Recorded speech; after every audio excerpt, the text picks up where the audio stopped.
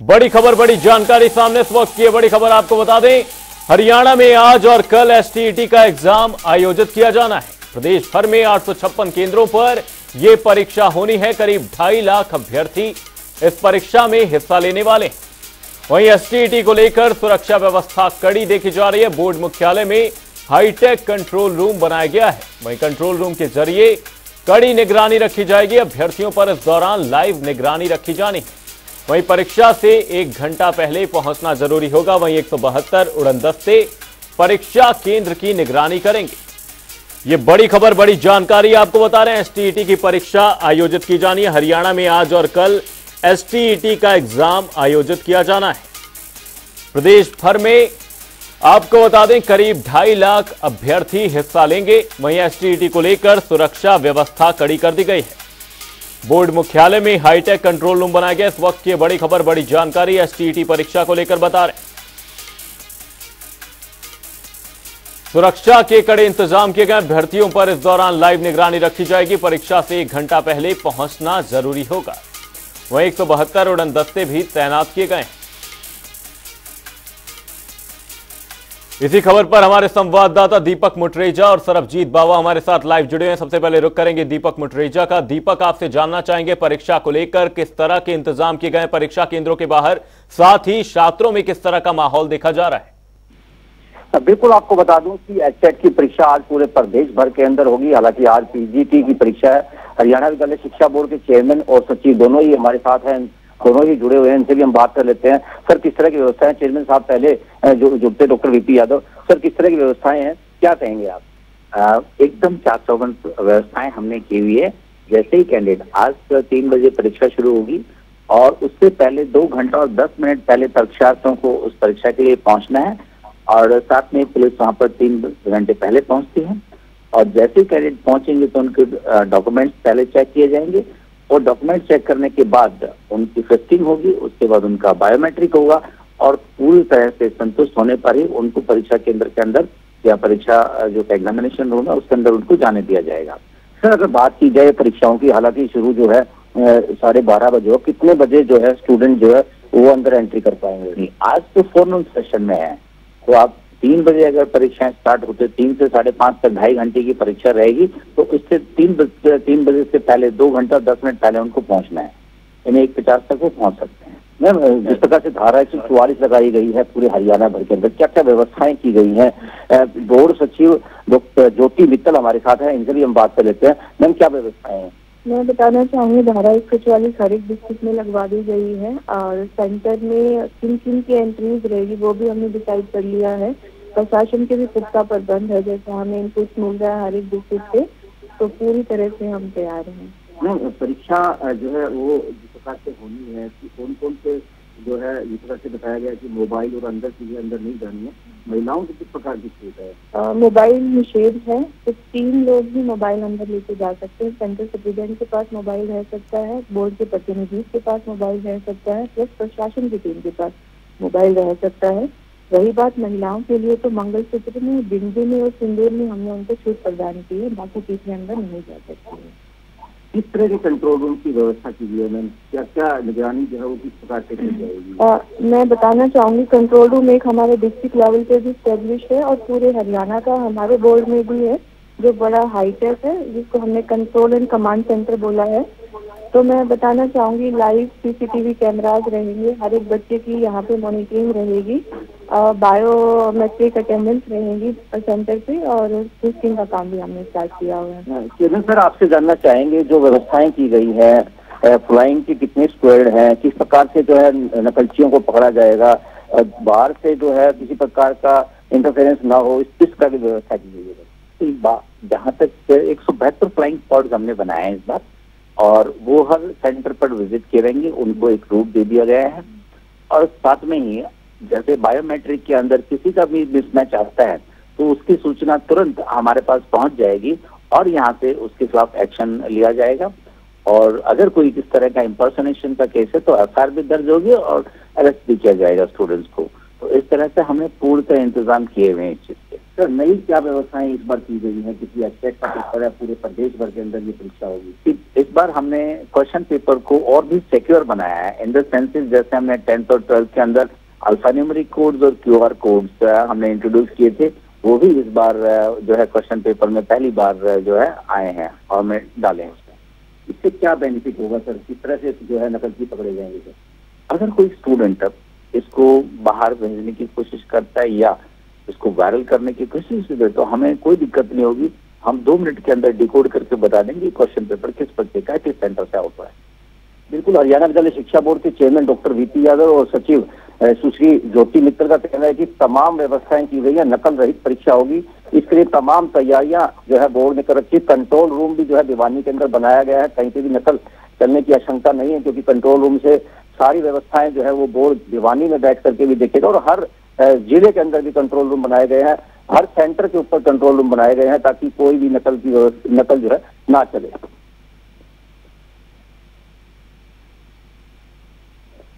इसी बीच हमारे साथ सरबजीत बावा लगातार जुड़े हुए। सरबजीत, आपका रुख करेंगे, आपसे जानना चाहेंगे, परीक्षा केंद्रों के बाहर तो यहां पर पुख्ता इंतजाम किए ही गए हैं, लेकिन इसी बीच मैं आपसे जानना चाहूंगा परीक्षा केंद्रों के अंदर किस तरह के इंतजाम है, किन चीजों पर यहां पर प्रतिबंध लगाए गए परीक्षा केंद्रों के अंदर?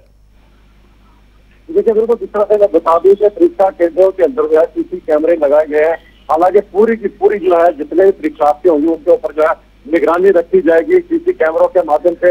हाईटेक कंट्रोल रूम बनाए गए हैं ताकि कोई भी व्यक्ति जो है बिल्कुल किसी तरह की कोई नकल ना कर सके। हालांकि परीक्षा केंद्रों के अंदर किसी भी तरह का कोई इलेक्ट्रॉनिक डिवाइस है वो ले जाने के ऊपर पूर्ण रूप से प्रतिबंध रहेगा। हालांकि जो व्यक्ति चश्मा पहनता है, जब पेन लेके जाएगा उससे भी पूरी जांच होगी, कहीं उसके अंदर किसी तरह कोई इलेक्ट्रॉनिक उपकरण तो नहीं लगा हुआ। इस चीजों का यह विशेष ध्यान रखा जाएगा। यमुनानगर की बात करें तो यमुनानगर में आज लगभग यमुनानगर में 2 दिन की जो परीक्षा रहेगी एचटेट की, उसमें 7700 के करीब जो है वो परीक्षार्थी आएंगे। आज यमुनानगर में 2700 के करीब जो है परीक्षार्थी जो है परीक्षा देंगे, जिसमें यमुनानगर में टोटल जो है 10 सेंटर बनाए गए हैं। लेकिन आज जो है आज की परीक्षा के अंदर जो है PCT की परीक्षा 3rd लेवल की होने वाली है, जिसमें लगभग जो है 6 सेंटर बनाए गए। 2 सेंटरों के अंदर जो है पुलिस कर्मचारियों की अलग से नियुक्ति की गई किसी भी तरह की सुरक्षा व्यवस्था से निपटने के लिए। और नकल जो है परीक्षा करने का हरियाणा सरकार द्वारा पूरी तरह से जो है प्रयास किया जा रहा है कि किसी तरह की कोई नकल ना चलेगी।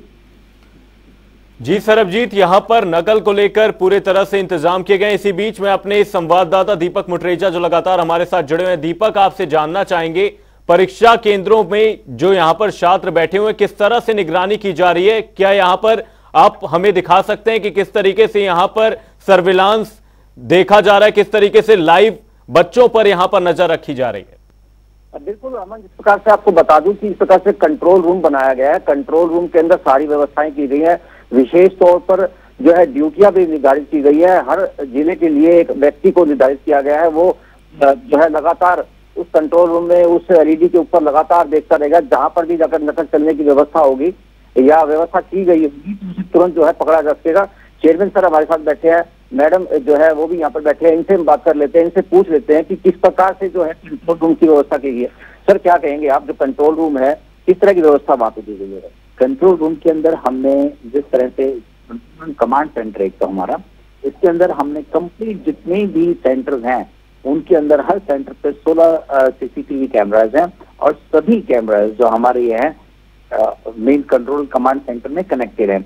एक स्टूडेंट एक क्लासरूम एग्जामिनेशन रूम हमारी जग में रहेगा और हमने यहाँ पर उनसे निगरानी करेंगे।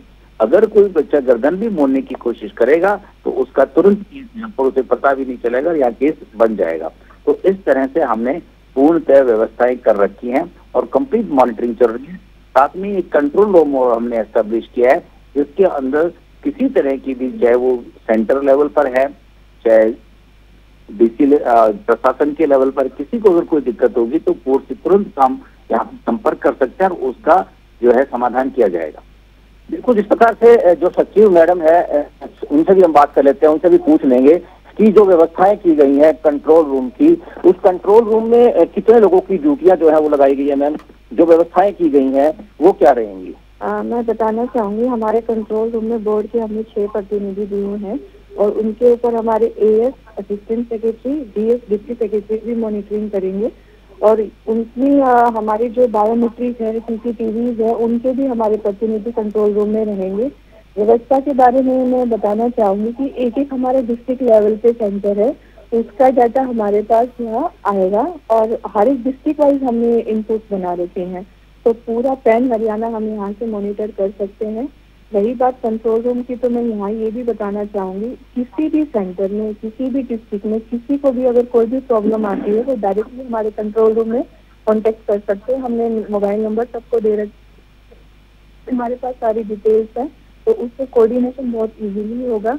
एक नई चीज जो इस बार हमने की है वो ये है कि हमने एक ऐप डेवलप किया जो हमने सारे सेंटर सुपरिटेंडेंट्स को दिए DO के माध्यम से। तो जो हमारे पास एब्सेंटी और प्रेजेंट की लिस्ट आती थी एग्जामिनेशन के बाद, वो हमारे पास अभी ऐप के माध्यम से भी आएगी, ताकि हमारा चेक एंड बैलेंस ज्यादा स्ट्रॉन्ग हो पाए। मैडम, अगर बात की जाए कर्मचारियों की, तो कितने कर्मचारी जो है आज प्रदेश भर में लगाए गए हैं ताकि नकल रहित परीक्षा हो सके और जो परीक्षा का संचालन है वो भी अच्छे तरीके से हो सके, क्या कहेंगे? और मैं आपको ये बताना चाहूंगी, एग्जैक्ट नंबर तो मैं आपको नहीं बता पाऊंगी। हमारे बोर्ड के मोस्टली एम्प्लॉइज हमने फील्ड में लगा दिए हैं। 2 तारीख और 3 तारीख के लिए सबने सबकी ड्यूटियां लगी हैं अलग अलग कैपेसिटी में। कोई क्वेश्चन पेपर फ्लाइंग की ड्यूटी दे रहा है, कोई एज ए ऑब्जर्वर ड्यूटी दे रहा है, कोई सेंटर सुपरिटेंडेंट कोऑर्डिनेट कर रहा है, कोई कंट्रोल रूम में है। प्लस DO के माध्यम से हमने कुछ PGT टीचर्स भी लिए हैं जो उनको सपोर्ट करेंगे, असिस्ट करेंगे, साथ में प्रशासन हमारे साथ में है। जिस प्रकार से ज्योति मित्तल जो कि बोर्ड सचिव है, इनका कहना है कि नकल रहित परीक्षा हो, इसलिए तमाम तैयारियां जो है वो की गई हैं। वो वहीं आपको बता दूं कि चेयरमैन डॉक्टर VP यादव का भी यही कहना है कि तमाम व्यवस्थाएं की गई हैं। धारा 144 लगाई गई है। 200 मीटर की परिधि के अंदर कोई भी एंट्री किसी भी व्यक्ति की नहीं होगी। भारी पुलिस बल जो है हर सेंटर के अंदर तैनात रहेगा, सेंटर के बाहर भी तैनात रहेगा, ताकि भारी हस्तक्षेप बिल्कुल भी ना हो। जी अमन। जी दीपक, यहां पर पूरे पुख्ता इंतजाम किए गए हैं, ऐसा कहना है आपका। इसी बीच हमारे साथ सरबजीत बावा, हमारे संवाददाता लगातार जुड़े हुए। सरबजीत, परीक्षा केंद्रों के बाहर किस तरह के यहां पर इंतजाम किए गए, पुलिस बलों की किस तरह से तैनाती है, वहीं कोई भी यहां पर तत्व कोई शरारत ना करे, इसके लिए किस तरह से इंतजाम देखे जाने परीक्षा केंद्रों के बाहर?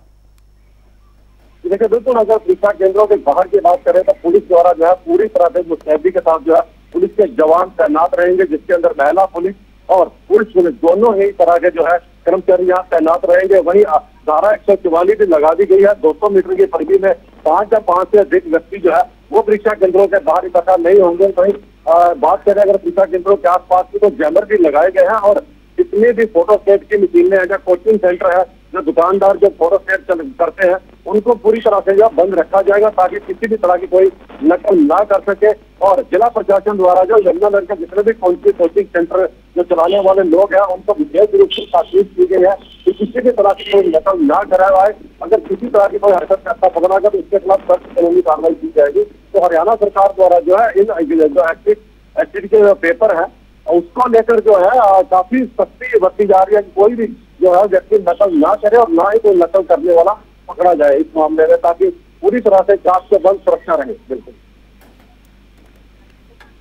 यहां पर दीपक मुटरेजा हमारे संवाददाता हमारे साथ लगातार जुड़े हुए हैं। दीपक, यहां पर छात्रों के बायोमेट्रिक के लिए किस तरीके से इंतजाम किए गए, क्योंकि हमने देखा था बीते दिनों जब हरियाणा में परीक्षा की गई थी तो यहां पर फेस ऑथेंटिकेशन के थ्रू यहां पर बच्चों का बायोमेट्रिक अटेंडेंस ली जा रही थी, तो अटेंडेंस के लिए किस तरीके का तरीका अपनाया गया है, क्योंकि छात्रों को अक्सर कई तरह के डाउट उनके मन में रह जाते हैं। बिल्कुल अमन, आपको बता दूं कि जिस प्रकार से व्यवस्थाएं की गई है बायोमेट्रिक की, तो बायोमेट्रिक के लिए प्रत्येक सेंटर के अंदर जैसे ही जो अभ्यर्थी पेपर देने के लिए जाएगा उसको जो है बायोमेट्रिक जो है अटेंडेंस लगानी पड़ेगी। इस पर आपको बता दूं कि नए तरीके जो है वो भी अपनाए गए हैं। बायोमेट्रिक में दीवानी कंट्रोल रूम से ही देखा जा सकेगा कि कितने अभ्यर्थी हैं वो पेपर देने के लिए आए हैं, वो कितने जो है वो अब्सेंट रहे हैं, क्योंकि बायोमेट्रिक का पूरा डाटा जो है वो बोर्ड के अंदर तुरंत उसी सेकंड पल भर के मतलब पलक झपकते ही उसका डाटा जो है पूर्ण रूप से बोर्ड के अंदर आएगा।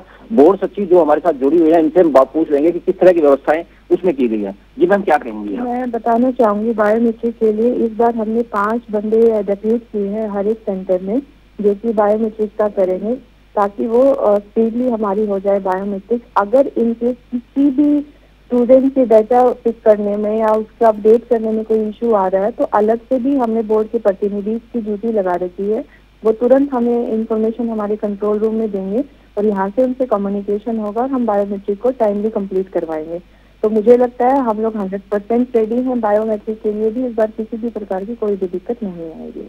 हाँ, बोर्ड चेयरमैन से भी हम पूछ लेते हैं। Board chairman doctor VP Yadav भी हमारे साथ जुड़े हुए हैं, उनसे भी हम बात कर लेते हैं, पूछ लेते हैं कि सर किस तरह की व्यवस्थाएं जो है वो की गई है कि नकल रहित परीक्षा हो। और कंट्रोल रूम में जिस प्रकार से बनाया गया है, कंट्रोल रूम में भी पूर्ण तरह व्यवस्थाएं जो है वो बनी हुई है। सर जिस प्रकार से बायोमेट्रिक लगेगी, अगर किसी बच्चे की बायोमेट्रिक नहीं लगती है तो उसके लिए क्या व्यवस्थाएं की गई हैं? क्योंकि कई अभ्यर्थी ऐसे भी होते हैं वो उनकी बायोमेट्रिक लॉक भी होती है, उस अवस्था में सर बोर्ड ने क्या किया सर? कई कैंडिडेट ऐसे होते हैं जिनके फिंगरप्रिंट पिकअप नहीं किए जा सकते हैं, तो ऐसे में उनके जो प्लेन पेपर के ऊपर है हम 5 के 5 उंगलियों के फिंगरप्रिंट हम ले लेंगे, दोनों हाथों के। हाँ, और उसके बाद उसे हम प्रिजर्व करेंगे और उसको अलाउ कर देंगे। और जब अगर वो क्लियर करता है एग्जामिनेशन तो उसके बाद दोबारा उसके फिंगरप्रिंट्स लेके उसके साथ मैच किया जाएगा। तो इस तरह से ऐसे जिनके फिंगरप्रिंट्स कैश नहीं कर पाएंगे या बायोमेट्रिक कैश नहीं हो पाएगा, उनके साथ ये व्यवस्था हमेशा रहेगी। बिल्कुल, जिस प्रकार से चेयरमैन सर ने भी बताया और मैडम ने भी बताया कि पूर्ण रूप से व्यवस्थाएं जो है वो की गई हैं। सर अगर बात करें एग्जामिनेशन सेंटरों की, किस प्रकार से आप लोग जो है पूरा दिन मॉनिटरिंग करेंगे? क्योंकि आप लोग जिस प्रकार से भी बता रहे थे कि फील्ड में अभी आपको निकलना है, किस तरह से आप जो है मॉनिटरिंग करेंगे? और मॉनिटरिंग का स्टाफ सर वो कितना लगाया गया है जो कि नकल रहित परीक्षा करवाएगा? क्योंकि हर सेंटर के ऊपर वैसे हमारे पास हर डिस्ट्रिक्ट लेवल पर जो है सेंटर्स बने हुए हैं। 3 ऐसे सब डिवीजन है जहाँ पर बने हैं, जिसमें एक तोशाम, बहादुरगढ़ और नारनौल है। तो इनके भी लेवल पर हमने मॉनिटरिंग वहाँ करनी है। और हर सिस्टम के ऊपर कम से कम 2 से 3 लोग लगाए हैं हमने यहाँ पे, और जो हर सेंटर को टाइम टू टाइम वो चेक करेंगे, देखेंगे। और वहाँ पर भी मॉनिटरिंग हो रही है, सेंटर पे भी हमारे रिप्रेजेंटेटिव वहाँ मौजूद है।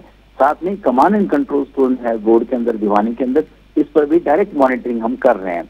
तो किसी तरह की कोई अनियमितता ना हो, इसको इसका प्रबंध हमने पूरी तरह से कर लिया है। बिल्कुल, आपको बता दूं कि कल जो है इस मामले को लेकर के मुख्य सचिव ने भी पूरे प्रदेश भर के अधिकारियों की बैठक ली थी। पूरे प्रदेश भर के अधिकारी जो है वो जुड़े थे।